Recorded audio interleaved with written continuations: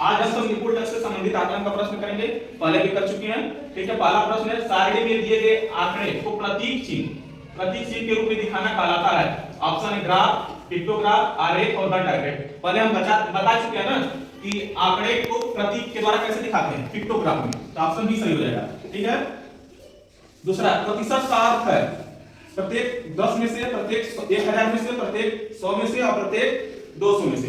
तो प्रतिशत का अर्थ होता है प्रति प्लस शत, इसको जोड़ेंगे तो आएगा प्रतिशत। प्रति का होता है प्रत्येक, शत माने होता है 100, प्रत्येक 100। तो प्रतिशत का अर्थ होता है प्रत्येक 100 में से, ऑप्शन सी सही हो जाएगा। ठीक है, प्रत्येक 100 में से, प्रतिशत का अर्थ होता है प्रत्येक 100 में से। प्रतिशत का संधि विच्छेद करेंगे तो प्रति प्लस शत होगा, प्रति माने प्रत्येक, शत माने 100, प्रत्येक 100 में से। ठीक, तीसरा, इनमें से कौन सी बीमारी दूषित जल द्वारा नहीं होती है, नहीं होता है। ठीक है, तो चिकनगुनिया, टाइफाइड, पिलियापेचिस। तो यहाँ दूषित जल मतलब खराब जल पीने से कौन सा रोग नहीं होता, तो ये रोग होता है चिकनगुनिया, नहीं होता है। ठीक है, टाइफाइड, पिलियापेचिस ये सब गंदा पानी पिएंगे, दूषित भोजन करेंगे तब रोग होगा। चिकनगुनिया रोग एडिज मच्छर के काटने से होता है, एडिज मच्छर। वही पूछेगा कि बताओ चिकनगुनिया रोग कैसे होता है, बताएंगे एडिज मच्छर के काटने से होता है, जो हमें दिन में काटते हैं। एडिज मच्छर हमें दिन में काटते हैं, इससे हमें चिकनगुनिया रोग होता है। ठीक है, तो कौन सी बीमारी है, चिकनगुनिया। और सब टाइफाइड, पिलिया और पेचिस ये सब गंदा पानी पिएंगे तब होगा। चौथा, निम्नलिखित में से भारतेंदु हरिश्चंद्र जी की रचना है मंत्र, कामायनी, अंधेर नगरी और बिखरे मुना। तो इसका भारतेंदु हरिश्चंद्र की रचना होती है अंधेर नगरी, ऑप्शन सी सही हो जाएगा। मंत्र जो रचना है यह मुंशी प्रेमचंद की है, मुंशी प्रेमचंद। मंत्र रचना मुंशी प्रेमचंद की है, जिनका बचपन का नाम था, मूल नाम है धनपत राय श्रीवास्तव। कामायनी किसकी रचना है, जयशंकर प्रसाद। अंधेर नगरी भारतेंदु हरिश्चंद्र हो गया।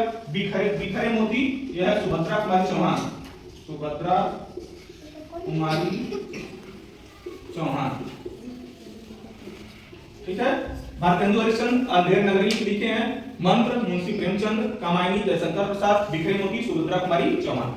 अब पांचवा प्रश्न, 4% को भिन्न में बदलो। भिन्न का मतलब होता है अंश बटा के रूप में लिखना है इसको। 4, अब हम जानते हैं कि प्रतिशत का मान होता है 1/100। सब लोग जानते हैं प्रतिशत का मान होता है 1/100। तो 4% दिया, तो 4 गुणे 1/100, तो 4/100। ये तो ऑप्शन कहीं दिया है, नहीं दिया तो इसको काट देंगे।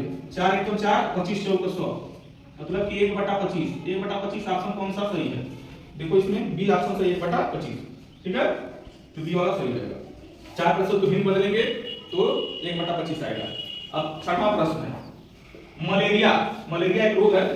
ठीक है, मलेरिया के उपचार की कुनैन नामक औषधि माने क्या होता है, दवा। अब कुनैन क्या है, दवा है, दवा का नाम है कुनैन। मलेरिया जब होता है तो हमें कुनैन नामक दवा दिया जाता है। ठीक है, वो किस वृक्ष माने किस पेड़ से बनता है, किस पेड़ की छाल से बनता है, तो ऑप्शन है बरगद, नीम, सिंकोना और पीपल। हम जानते हैं कि मलेरिया की उपचार के लिए सिंकोना से कुनैन नामक दवा बनती है। सिंकोना को हम मलेरिया का पेड़ भी कहते हैं, मलेरिया का पेड़। सिंकोना जो पेड़ है उसको मलेरिया का पेड़ भी कहते हैं, जिससे हमें मलेरिया की दवा मिलती है। सातवां प्रश्न है प्रदूषण कम करने के लिए वाहन माने गाड़ी में कौन सा ईंधन सबसे उपयुक्त है, पेट्रोल, सीएनजी, डीजल और कोयला।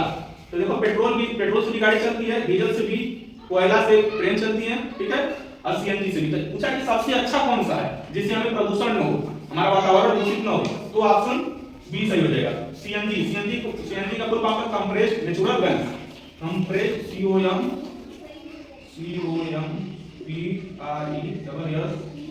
Compressed natural gas.